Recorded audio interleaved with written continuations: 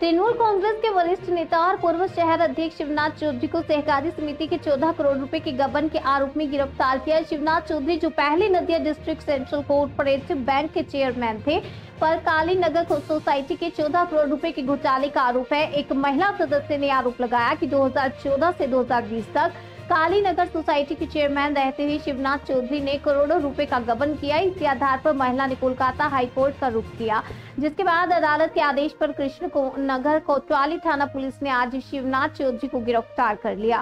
शिवनाथ चौधरी पर केवल आर्थिक घोटाले के ही आरोप नहीं है, बल्कि महिलाओं के साथ अशोभनीय व्यवहार के भी आरोप लगे हैं। हालांकि उन्होंने खुद को निर्दोष बताते हुए कहा कि उन्हें साजिश के तहत फंसाया जा रहा है।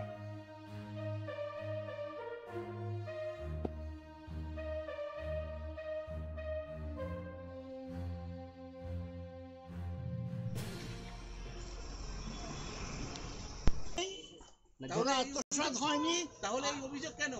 অভিযোগ হচ্ছে আমাকে মেলাইন করবার জন্য, আমাকে মানে এর জন্য করছে আর কি, অবহেলা করবার জন্য। কার বিরুদ্ধে অভিযোগ আপনার? আমার ওই বিরুদ্ধে নন্দিতা ঘোষ এবং কিছু গভর্নমেন্ট অফিসার,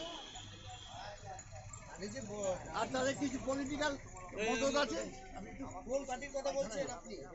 এটা যদি বলেন কোন পলিটিক্যাল পার্টির কথা বলছেন সেটা বুঝে নিন।